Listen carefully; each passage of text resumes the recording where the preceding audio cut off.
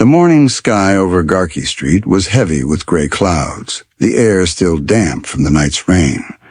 The streets of Abuja buzzed softly with early commuters, Danfo buses rattling past and Kiki horns echoing through the air. Amid the bustle walked Chiamaka Okoye, a 23-year-old cleaner, her steps quick but careful. She clutched a small nylon bag holding bread and akara for breakfast, and in her other hand, an old pair of cleaning gloves. Her uniform was clean but faded, her black shoes almost worn thin. Yet she carried herself with quiet pride. Every step was a reminder of why she worked so hard her little sister Ngozi, still asleep back in their cramped one-room apartment in Nyanya. Since their mother's death, Chiamaka had become both sister and mother, sacrificing her youth to keep hope alive for the child she loved most. Just as she neared the junction, the roar of an engine shattered the morning calm. A gleaming white SUV sped down the wet road. Chiamaka instinctively stepped aside, but not fast enough. The tire sliced into a deep puddle, sending a wave of muddy water splashing across her from head to toe. Her uniform was drenched, her bread soaked, her hair clinging to her face. Before she could react, the tinted window slid down. Behind designer sunglasses and bright red lipstick, Amara Nwankwo, the city's glamorous fashion influencer, laughed cruelly. "Watch where you stand next time," Amara sneered before speeding off, music blasting from her car. Chiamaka froze in the middle of the road. Her lips trembled, her fists clenched around the muddy nylon bag. The humiliation burned, but she refused to cry. She simply bent down, picked up what was left of her breakfast, and continued walking, her steps heavy but unbroken. Across the street, a sleek black car sat quietly. Inside was Obinna Dike, one of Abuja's youngest billionaires, disguised behind a plain cap. He had witnessed it all, the splash, the mockery, the quiet dignity with which Chiamaka picked herself up. His jaw tightened as he watched her walk away, soaked but unbent. "Find out who that girl is," Obinna said softly to his driver. His voice carried weight, calm but commanding.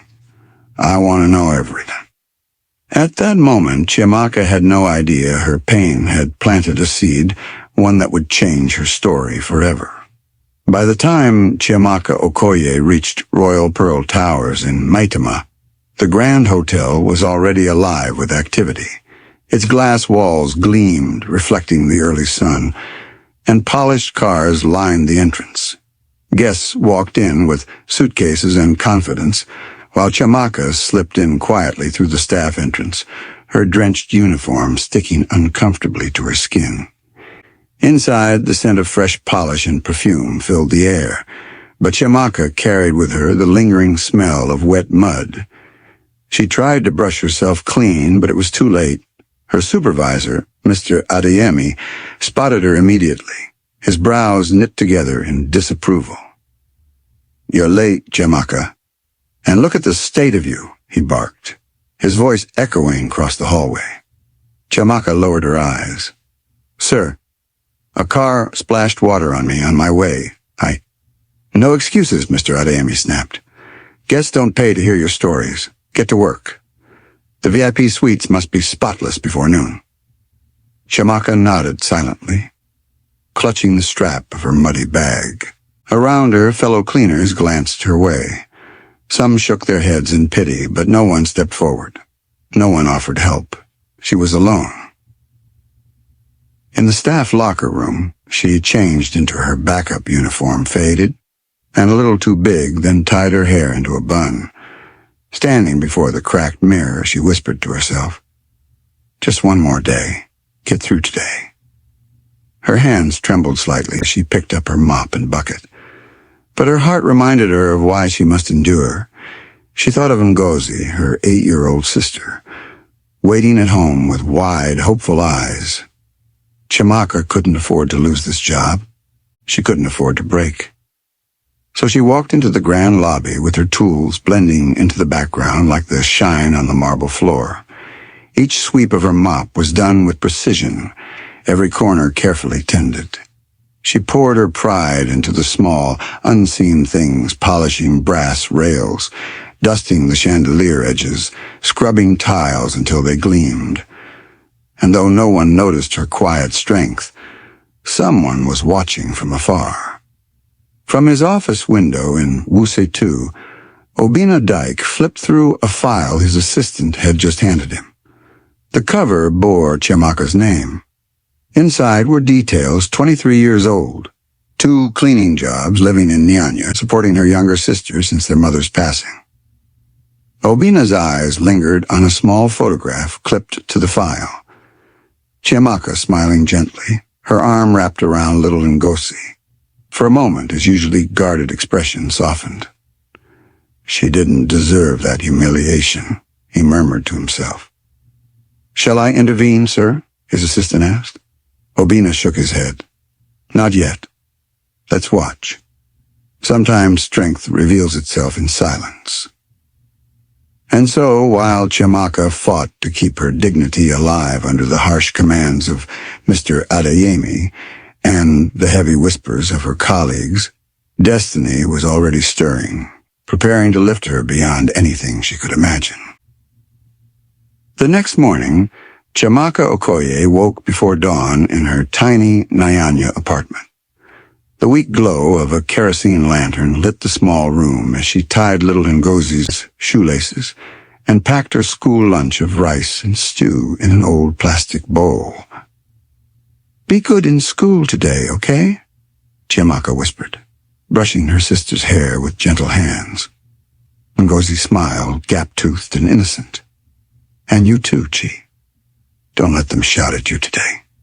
Chiamaka kissed her forehead, hiding the heaviness in her chest. "I'll try." By the time she reached Royal Pearl Towers, her only good uniform was still soaking in a bucket at home, stained with yesterday's mud. She wore her backup one, faded and threadbare. She braced herself for whispers, for stares, for the cold indifference of colleagues.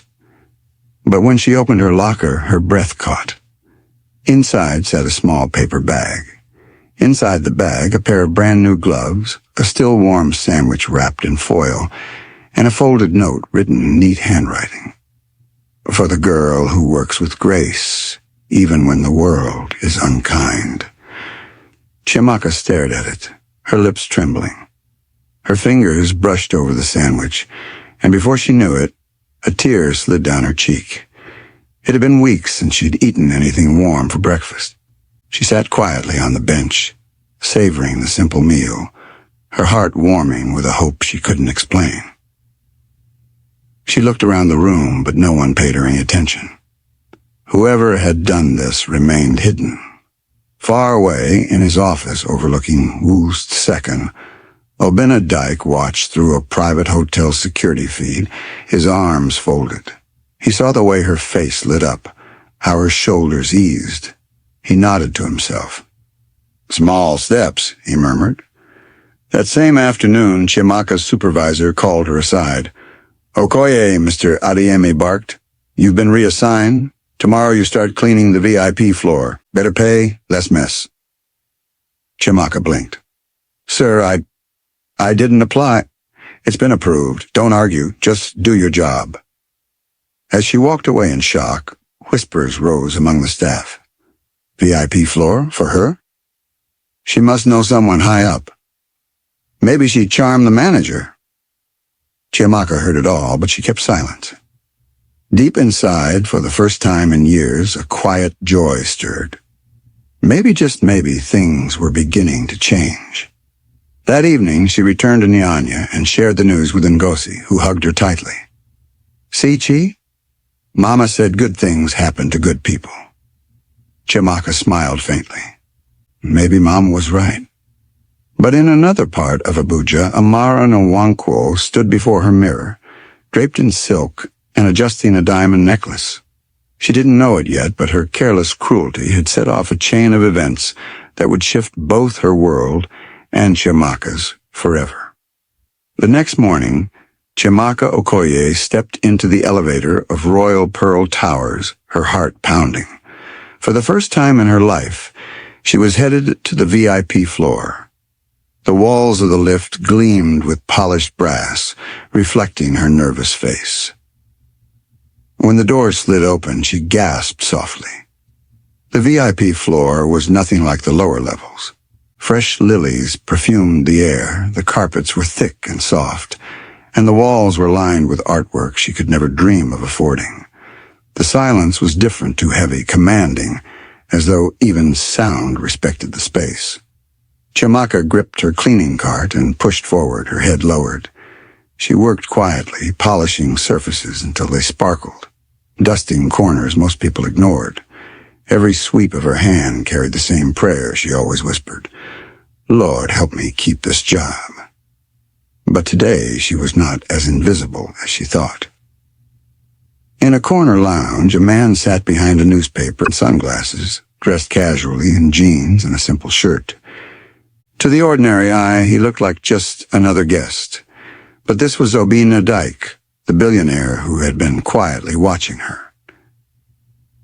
He studied the way she worked, her steady rhythm, her small, polite smiles at passing guests who never bothered to look back. Something about her presence stirred memories of his late mother, who had once cleaned offices with the same quiet dignity. And finally, Obinna stood. Folding his newspaper, he walked over slowly. "Excuse me," he said in a calm, deep voice. "Do you know where the Sky Lounge is?" Chiamaka turned, startled, then smiled gently. "Yes, sir. I can walk you there." As they walked side by side down the elegant hallway, Obinna asked lightly, "How long have you worked here?" "Almost 2 years," she replied softly. "It hasn't been easy, but it pays the bills." He nodded, studying her. "Do you enjoy it?" She hesitated before answering, her voice steady but tinged with honesty. "I don't think anyone dreams of mopping floors, sir, but I'm thankful. I try to do my best." Obinna stopped walking. For a moment, his expression softened and his voice dropped. "You do more than that. You shine." Chiamaka blinked, and then gave a small laugh, embarrassed. "Thank you, sir, I think." He didn't reveal who he really was. He simply watched her walk away, her shoulders straight, despite the weight of her world. For the first time, Chiamaka felt truly seen, though she didn't know just how closely her life was being watched. By the end of her first week on the VIP floor, whispers had already spread like Harmattan fire. She just came here and they moved her up. I beg, she must be doing something behind the scenes. No one rises that fast without knowing somebody. The loudest voice among them belonged to Funke, a senior cleaner who had worked at Royal Pearl Towers for 6 years without ever stepping foot on the VIP floor. She watched Chiamaka with narrowed eyes, her resentment boiling quietly. "See her forming holy," Funke muttered one afternoon, folding her arms. "She thinks she's better than the rest of us. I'll show her pepper." That evening, when most of the staff had left, Funke snuck into the supply room. She swapped the cleaning solution in Chiamaka's bottle with a slippery polish meant only for marble. Her lips curled into a cruel smile. The next morning, a disaster struck. A well-dressed guest slipped in the grand lobby, his files scattering across the polished tiles. The manager's voice thundered almost instantly. "Who cleaned this place last?" Heads turned, all eyes landed on Chiamaka. Her heart dropped. "Sir, I swear No excuses," barked Mr. Adiemi. "This is negligence. Do you realize the kind of guests we host here?" Her chest tightened. Her palms grew damp. The humiliation of Garki Street seemed to replay itself, everyone staring, accusing, waiting for her to break. But far away, in a quiet corner of the lobby, a familiar figure was watching. Obinna Dike, dressed in his simple disguise, had seen the commotion. Unlike the others, he didn't rush to judge. "Check the CCTV," he said calmly to the manager, his tone firm. Mr. Adiemi blinked. "Sir? Check the CCTV." Obinna's eyes darkened, his authority unmistakable. Reluctantly, the manager ordered security to replay the footage. What appeared on screen silenced the entire staff room. The cameras caught Funky sneaking into the supply room and tampering with the bottles. Gasps filled the room. Mr. Adiemi's face drained of color. "Chiamaka? I'm sorry." Funky was suspended on the spot. But for Chiamaka, the damage had already been done. She stepped out of the office, her chest rising and falling, tears welling, but refusing to fall. From a distance, Obinna's gaze softened. "She doesn't even know I saved her," he thought. "But one day, she will." That night, as Chiamaka walked home under the dim streetlights of Nyanya, she lifted her chin a little higher. She hadn't lost her job. She hadn't lost her dignity. But she knew now, the higher you climb, the stronger the winds of envy. The tension of the sabotage scandal slowly faded, but Chiamaka Okoye carried the weight of it in her heart. Though she had been cleared, the memory of being accused lingered like a scar. Yet she refused to stop working with the same grace and diligence. Every surface she polished gleamed brighter. Every flower she arranged carried her silent prayer. "Let me keep moving forward." One afternoon, while she was arranging lilies in the lobby, a voice broke her concentration. "You again," the man said lightly. Chiamaka turned, and there he was, the same guest who had asked for directions to the Sky Lounge. He wasn't in a suit today, just a simple shirt and trousers. Yet there was something commanding about the way he stood, something that made the air around him feel heavier. "You really like this hotel, sir," Chiamaka teased gently, trying to mask her nervousness. "I like seeing things grow," he replied, his gaze steady. Then, after a pause, he added, "You're not just a guest, are you?" For a moment, silence hung between them. Then he extended his hand. "My name is Obinna Dike." Chiamaka froze, her breath catching in her throat. You mean the Obinna Dike? The billionaire?" He smiled faintly. "I prefer just Obinna." Her heart pounded as she struggled to process what was happening. The man she thought was just another polite guest was one of the most powerful figures in Abuja. Obinna's tone softened. "I was there that morning. On Garki Street. I saw what happened to you. The mud. The laughter.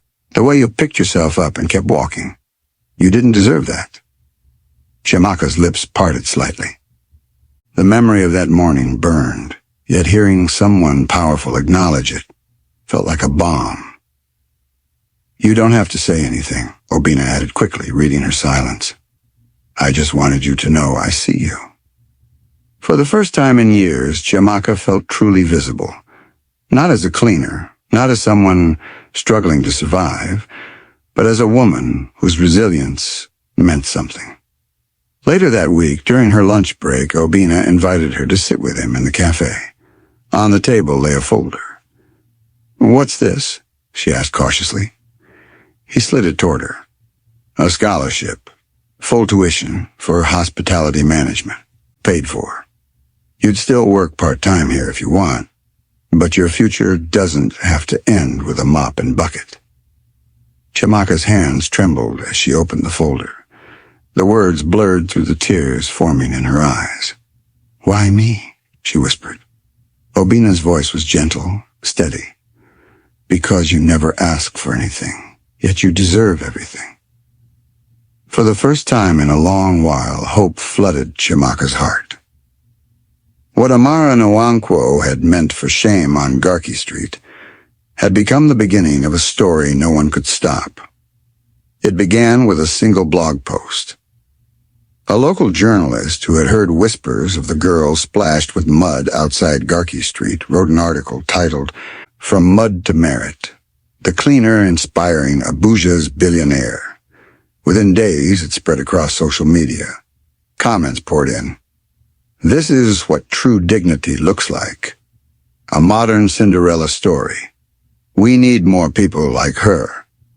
At Royal Pearl Towers, staff who once ignored Chiamaka Okoye now greeted her with nods, some with smiles. The managers began asking her opinion on small details like flower arrangements or guest services. She was no longer just a cleaner. She was becoming a voice. But with admiration came envy and fury. In her luxury penthouse, Amara Nwankwo scrolled through her phone, her face tightening with each headline. The same girl she had once laughed at from behind tinted glass was now being hailed as a heroine. "She's nothing," Amara hissed, tossing her phone onto the couch. "A nobody. And yet the whole city is talking about her." Her assistant shifted nervously.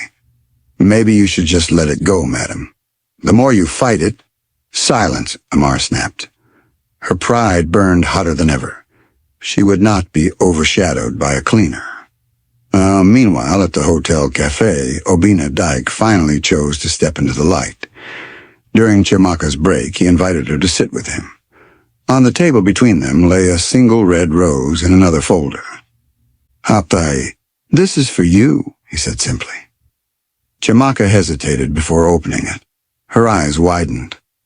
A formal scholarship letter, signed and sealed tuition, fully covered for her to study hospitality management at a respected institute. Her hand shook. "Why me?" Obinna leaned forward, his voice steady, almost tender.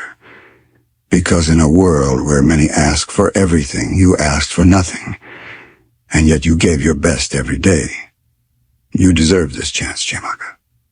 Tears slipped down her cheeks. She covered her face briefly, overwhelmed. Unseen by them, in a corner of the cafe, Amara's eyes blazed as she watched. Her lips curled into a cold smile. If the city wanted to believe Chiamaka was a saint, then Amara would find a way to turn that halo into a target. The mud that had once humiliated Chiamaka had now become the soil where her story blossomed. But not everyone celebrated her growth. Life at Royal Pearl Towers began to change for Chiamaka Okoye. The scholarship from Obinna Dike opened doors she never dared to dream of. In the evenings, after long shifts, she attended classes in hospitality management. She sat among students from wealthy families, yet her discipline and humility soon impressed her lecturers. At work, her voice began to matter. The hotel manager asked her opinion on how to improve guest services. She suggested small touches, fresher flowers, warmer greetings, spotless restrooms. Her ideas were simple, but powerful. Slowly, the staff began to see her not as just a cleaner, but as someone who carried leadership in her spirit. Her sister, Ngozi, beamed with pride every time she saw Chiamaka studying late into the night. "You're going to be a manager one day, Chi," she said with childlike certainty.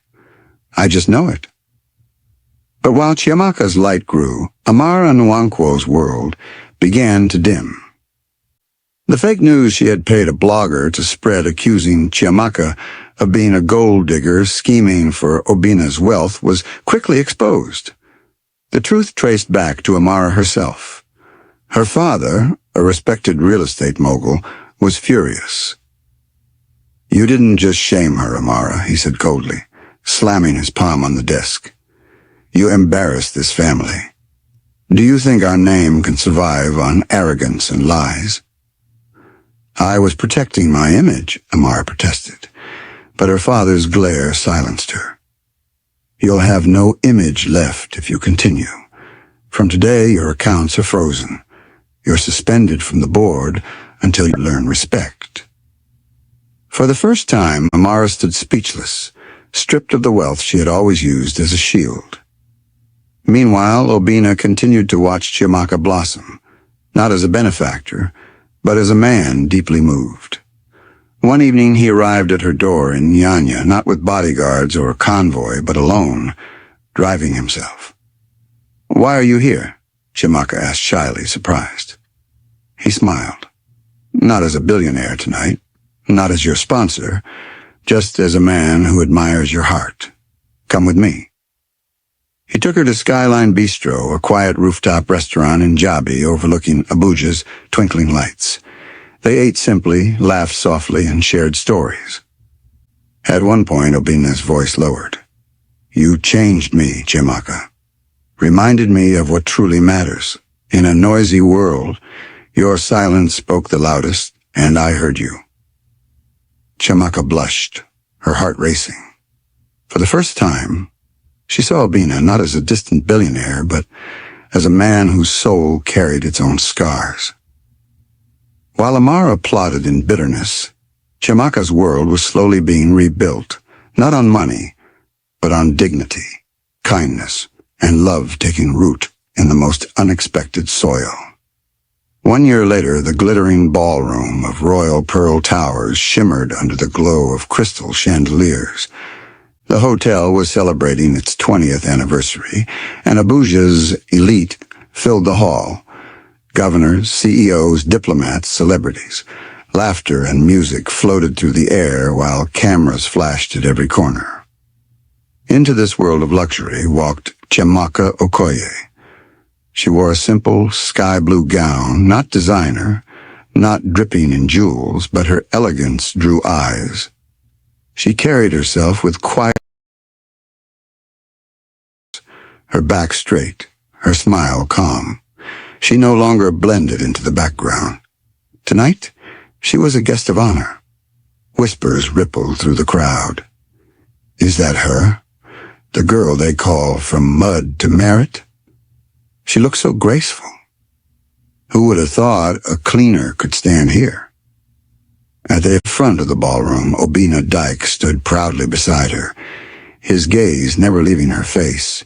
He hadn't proposed yet, but the way he looked at her spoke louder than any diamond ring. Everyone could see it. She was his choice, not as charity, but as love. The hotel director called Chiamaka to the stage. A hush fell over the crowd as she stepped forward, her gown brushing softly against the polished floor. She was handed a plaque engraved with the words, "For strength, humility, and the spirit that inspires us all." Taking a deep breath, she leaned into the microphone. "A year ago," she began, her voice steady, though her hands trembled slightly. "I was just a girl walking to work in worn-out shoes. I was invisible, until one act of cruelty tried to bury me in mud, and one act of kindness reminded me to rise." The hall grew silent, every ear tuned to her. "I don't stand here because I was lucky," she continued. "I stand here because I kept going, because someone believed in me before I could believe in myself, and because kindness is louder than status." Tears glistened in a few eyes across the hall. Even the staff standing at the back straightened with pride. They were no longer looking at just a cleaner. They were looking at a woman whose resilience had lifted her higher than anyone expected. Obinna's hands met in applause, firm and proud, and soon the entire hall followed. The sound of clapping thundered around her, but Chiamaka stood still, humbled, her heart swelling. She had come full circle from mud-stained streets to the spotlight of Abuja's grandest ballroom. But deep inside, she knew this was not the end. It was the beginning of a new chapter where her voice, her dignity, and her love would only grow stronger. The night of the gala ended, but Chiamaka Okoye's heart was still full. She left Royal Pearl Towers with Obinna Dike by her side, the echoes of applause still ringing in her ears. Abuja's streets were quieter now, bathed in the warm glow of streetlights. As they walked together, Obinna suddenly slowed his steps. Ahead of them stretched Garki Street, the very place where mud and mockery had tried to break Chiamaka a year before. The tarred road had since been repaved, smooth and clean, but to Chiamaka it still carried memories of pain. She stopped. Quietly, she bent down and slipped off her heels. Standing barefoot on the cool asphalt, she closed her eyes, breathing deeply. "What are you doing?" Obinna asked softly, a curious smile tugging at his lips. Chiamaka looked down at the ground, her voice steady but full of emotion. Leaving behind the last trace of who I used to be. The mud, the shame, the silence. I'm stepping fully into who I am now. For a moment, Obinna just looked at her, his chest tightening with admiration. Then, without a word, he bent down, removed his own shoes, and stepped beside her barefoot. They walked slowly, silently, their hands brushing until they intertwined. No diamonds, no spotlight, no flashing cameras, just two souls, walking forward as equals. This all started with mud, Obinna said quietly, his voice carrying the weight of everything unspoken. But maybe it ends with something beautiful. Chiamaka turned to him, her eyes glistening. No, she whispered with a smile. This is just the beginning. Above them, the Abuja night sky stretched wide and endless, as if blessing their steps, and together they walked on proof that even when life throws mud, a flower can bloom so bright that the whole world stops to notice.